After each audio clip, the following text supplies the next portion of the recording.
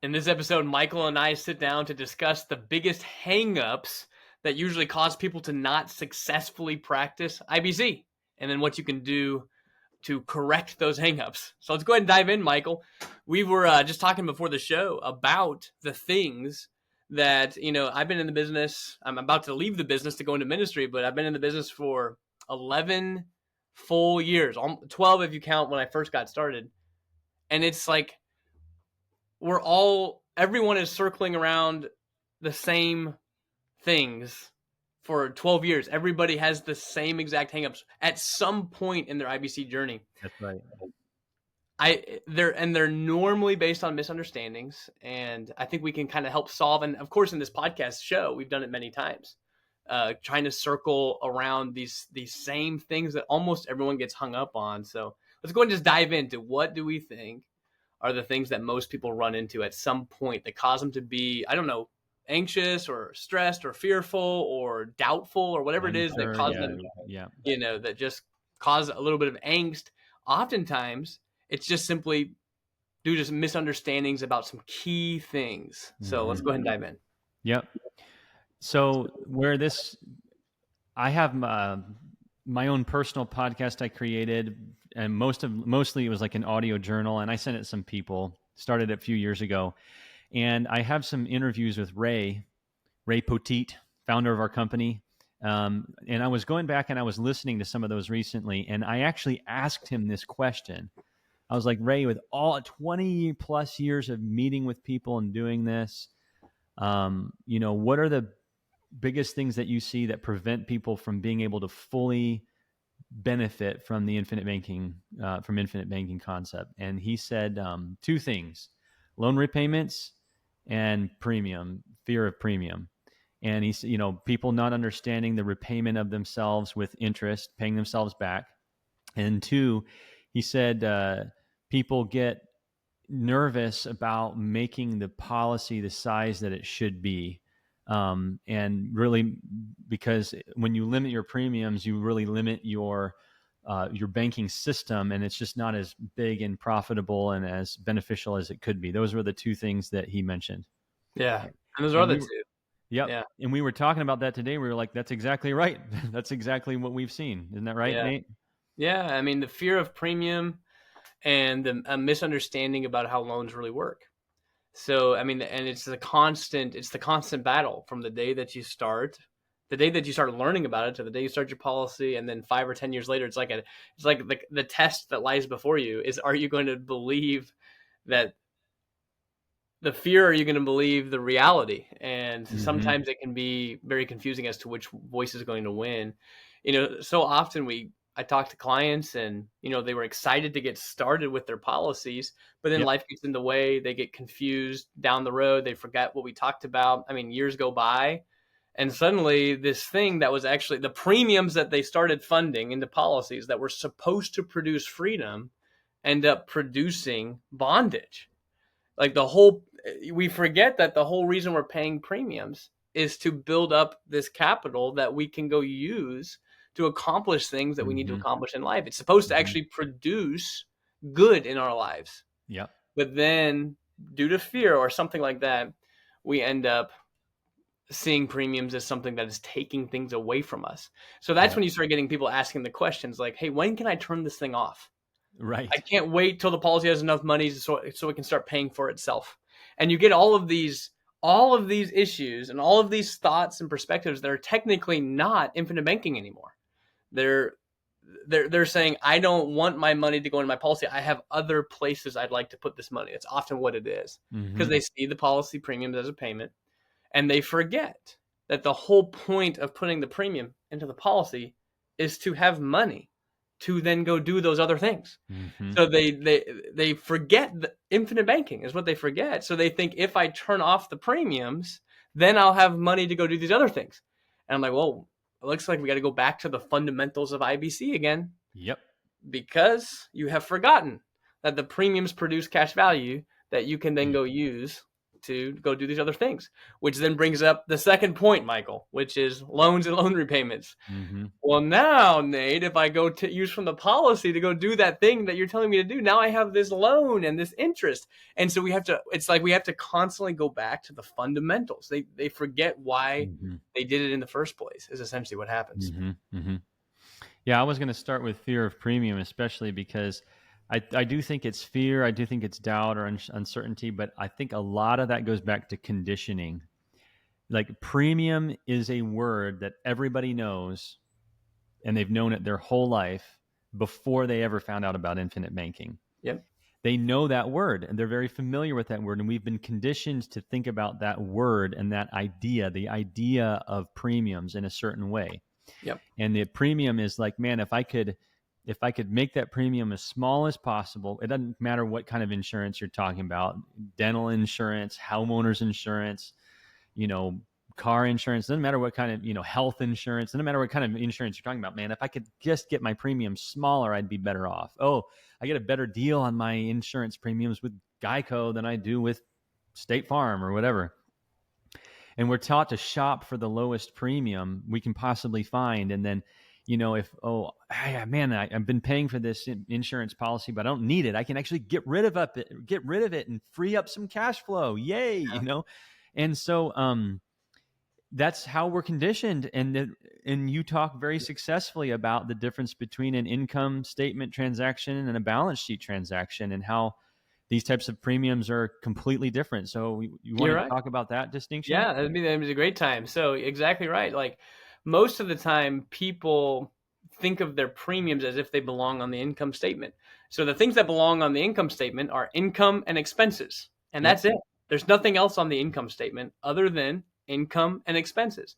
Mm-hmm. So they have investment income, they have W-2 income, 1099 income, business income. They have all these different forms of income on one side of the income statement, and then on the other side of the income statement is all the expenses. Mm-hmm. And the leftover money is profit to you that then gets moved onto the balance sheet and invested, or you end up deciding what to do with it now that it's left over. So everybody has these income, expenses, and then leftover. Or that's the goal. I guess if your income and expenses are equal, you're probably going to be broke for forever. If your expenses are bigger than your income, you're probably going to be more broke than ever. And probably the road of that is bankruptcy.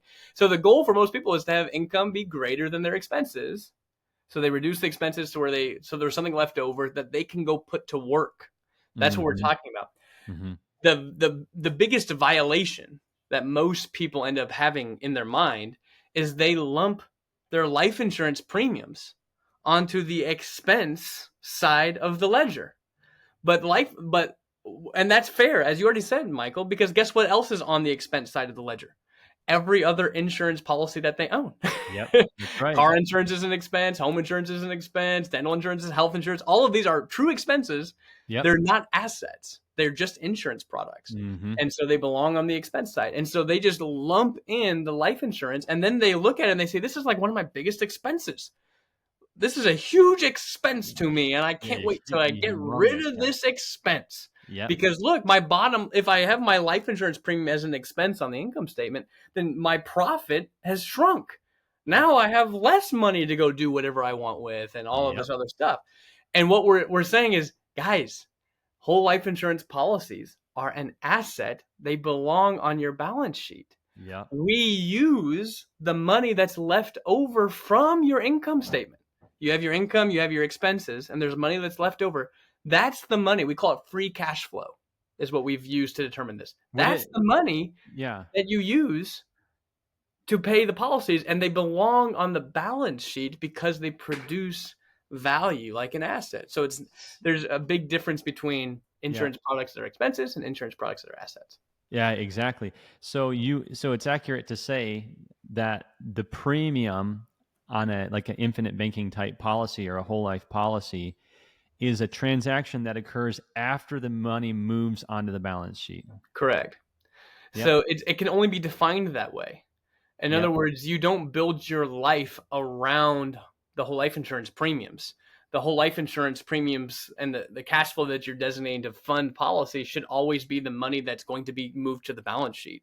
You should never really unless you're going to go crazy with this thing, which I'm not saying you should. That's why I talk about the 4 stages of IBC. Yep. Stage 1, 2, and 3, all you're ever going to use to fund your policies is a portion, if not all, of your free cash flow, the money that's moving onto the balance sheet every year. There is ways to do it where your premiums are actually higher than that, but I don't want to go into that type of complexity. I don't think that's for everybody by any stretch. Nope. So And I don't even want to go there. What I'm saying for the most part, you're exactly right, Michael, is that every policy premium and honestly, pretty much every policy loan repayment should only be occurring as transfers on the balance sheet. So your bank account belongs on the balance sheet. Your policies belong on the balance sheet. The transactions you make between policy and bank account are transactions that are occurring on the balance sheet. The only time they ever talk to the income statement, this is what we talk about a little bit in that presentation that I do. The only time that balance sheet and income statement talk to each other in this way is, of course, if you were to borrow money from your policy to fund a personal expense, then paying that policy loan back would involve using the money that you normally would have used to pay for that personal expense. Like that, that's the idea. So if you go buy a personal vehicle, I do believe that quote unquote car payment should be built into the expenses of your life. Yep. That's just the reality. Like your monthly expenses should involve whether you pay cash for a car or whether you finance a car. It should involve the expense of owning a vehicle. So that should just be amortized out over the life of a vehicle, like a business would do, right? It doesn't matter if you pay cash or if you borrow from credit. There's a depreciating asset, which means you'll have to be replaced down the road. So money must be set aside in some form or another in order to account for that. And that should be an expense on your income statement. So if you use the policy to fund something that belongs on the expenses of the balance sheet, of the income statement, then of course the loan repayments you make would be, instead of building up money to pay cash for a car in a bank account, now the cost of that car and the repayment therefore is being paid back to the policy. And so it's the same situation. Anyway, I hope that was helpful, Michael. But yes, you're right. So all loan repayments and all premiums are transfers of money from one place to another. All of those occur on your balance sheet, which usually means that whenever you make the transfer, your net worth at the moment doesn't change. Now, we know that that's not always the case with premiums, because in the early years of a policy, you'll pay a premium and there won't be as much cash value as what you put in. And then we also know it's not true as the later years of the premium, when you'll put in money and there'll be way more than you put in. But in theory, that's the idea. That's the idea. Yep. I want to go back to the personal vehicle. I really like that example, because I want to point out to all of the listeners that when you borrow that money from the policy for a personal expense, like Nate said, in order to operate the concept and the strategy properly, that loan repayment back to the policy needs to be a normal, regular expense in your life. But the key is that that's an expense you were going to have anyway. Like you didn't create an extra, like you're just doing it in a different place. And then the wonderful thing there is that every payment that you make appears as value on your balance sheet rather than the balance sheet of some bank that's out there somewhere or something like that. And then the key point here that I want to make too is that example is the grocery store example in Nelson's book, where he talks about, like I borrowed from my policy, like kind of like shopping at my own grocery store. Nobody's going to make me pay for the groceries, right? If I shop at my own grocery store. I can walk out the back door if I want. I can go out the back door and not pay for them. And he talks about how devastating that is for your business and for you mentally, where he says you should actually pay more interest on that expense if it's going to your bank than you would pay interest to a normal bank if you were paying them, because now that's the abundance versus scarcity or wealth versus poverty mindset. Like I notice this about people all the time. I think I even said this on the last podcast. Like people who have policy loans, they don't like their policy loans when they don't pay them. They like them when they pay them. Because they're like, as soon as it's paid, it's like, oh, I have the money. That's awesome. And now this is working the way that it's supposed to. infinite banking does really a good job and a bad job all at the same time, depending on the person. So if the person already has a lot of financial discipline, Yep. it will succeed very well with infinite banking. Mm-hmm. If someone does not have financial discipline, sometimes when they turn to infinite banking, it produces a discipline that they had not had, Exactly. It's like which is good. a great training ground for Great discipline. training ground. If they don't actually progress into having the discipline that is required for infinite banking, then it will just not work. Like Mm-hmm. that's the Mm-hmm. reality. It will just not Yep. work.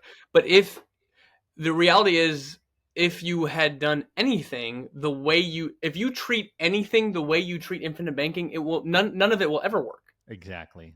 Like, so it wasn't infinite banking's fault Mm-hmm. if every time you have money you draw from the accounts of which you've stored money up, and you do not replace the money in those accounts, and you spend it and for whatever, maybe for like things that you need, I don't know, but if your life is built with no margin financially, it doesn't matter what you do. It doesn't It's matter. like, it's not infinite banking's Yeah. fault that it didn't work for you. Yep. Nothing would have worked for you. And a lot of people are actually humble enough to realize this, Michael. Yes. Like you talk to clients and they look at what's going on with their infinite banking policies, and they're kind of upset about the premiums. They have all these loans out, they haven't been repaying them, and the good clients are the ones, and it's pretty common, where they're like, I kind of Mm-hmm. screwed this up, didn't I? Mm-hmm. Yeah, I've heard that many times. Yeah. Versus the clients who get proud, really, and they say infinite banking doesn't work. Whereas There's in like, it's like, reality, they borrowed it from their policy.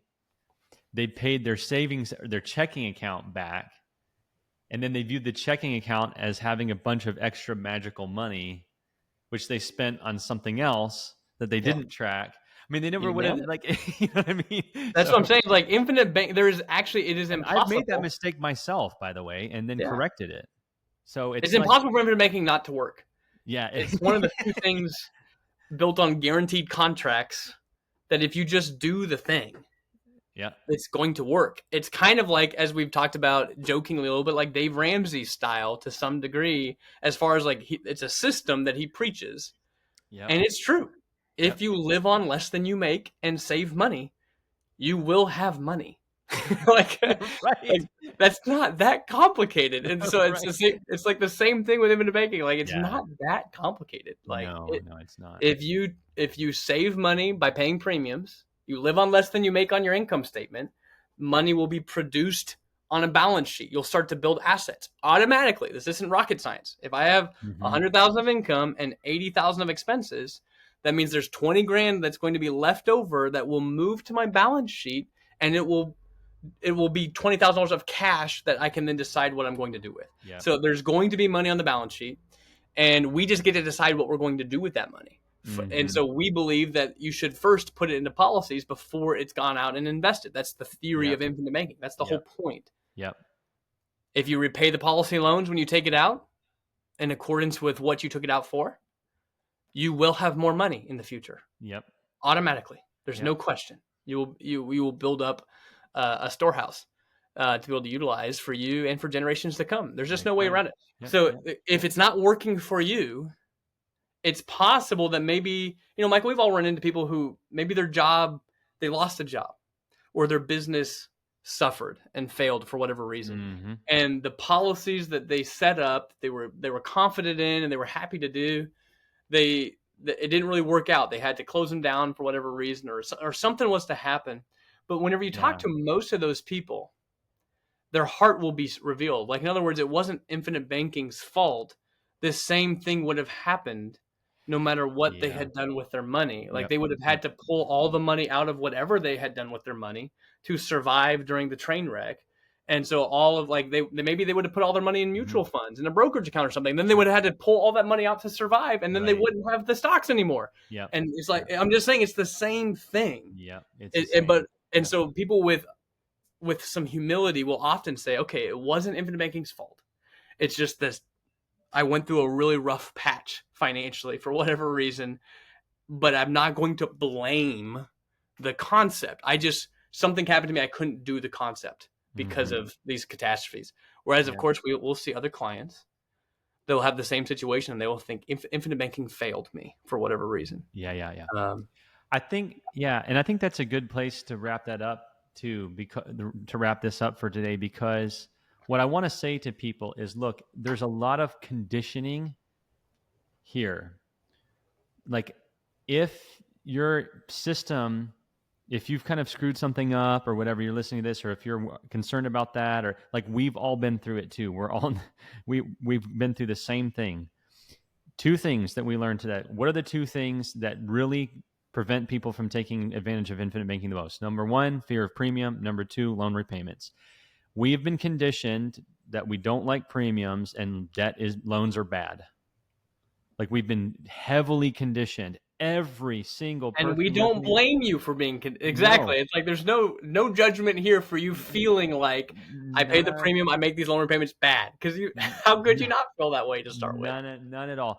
And this is what I love about the infinite banking concept. And I'm close with this. Like Nate and Michael went through the same process of like feeling weird about premiums and loans, or feeling odd about premiums and loans for a while as we got to learn this. This is what everybody goes through. And the thing of it is, it's like what I love about infinite banking, and I'm on this, and I think I'll stay on this permanently. The primary value of infinite banking is teaching your brain to think totally backwards about something. And that opens up your mind to think outside the box and be creative about everything in life. Like this infinite banking is something that constantly challenges me to think differently about everything, and to look and to think. And it's not just to like every idea is a good idea. No, it actually gives me a framework for testing and evaluating ideas that are not mainstream, they're outside the box. And many of these strategies are the strategies that wealthy people use to get extraordinary wealthy and build extraordinary wealth and build successful enterprises that they love using and are very beneficial to the world. Would you agree? Yeah, I agree. And I've said that many times too, Michael. Is the reality is the actual real benefit of IBC is not shown on a policy illustration. No. And until Agreed. people realize that, all we're doing is peddling products, like let that biggest number win or whatever it is, Mm-hmm. and it's that's actually the most wearisome thing, having been here for doing IBC for 12 years as an advisor. It's just the constant. Everyone thinks that IBC is trying to sell them life insurance products. Mm. And what we're actually trying to sell you is a new way of life financially. That's exactly right. Amen. And the people who've been in IBC for a long time, they will be like, technically speaking, the principles will work no matter what you use. Shoebox. Yep, that's right. Could do it. And we're like, banking just is. That's actually the whole point of infinite banking, is to describe that there's a process going on called banking that exists, and there's myriad ways to do it. Yep, and you cannot avoid it. And you can't avoid it. And it just happens to be that if you were to do your banking through dividend-paying whole life insurance policies, we do feel that that's the best way to do it. But even if you disagree, don't disagree with the fact that banking is, and there's good ways to do it and bad ways to do it. Yep. And we believe that if you live by the principles of infinite banking, those are just sound financial principles. And what's interesting is that if you believe it from that vantage point, premiums and loan repayments become good. They become like the boundaries for you. Like they become safety, actually. Like they become like you treat your money differently from a policy than you do from a bank account, but it's actually a good thing. Like you feel actually good pressure to save money. You feel good pressure to repay yourself, whereas the old way you didn't. So there's not only is it good, I believe the product is good. The policy itself is a good thing. I'm just saying that the principles that you apply to the product are what will really make or break whether it means a lot to you or whether it ends up being just kind of a drag. Yep. Amen. All right.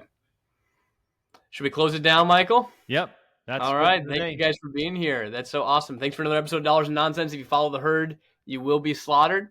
if you do want more information on infinite banking, feel free to jump over to the free course we have at livingwealth.com. You can sign up for free and take the course. I believe it'll probably be the best course you could take to really get down and dirty with IBC. Yeah, We'll see agreed. you in the course.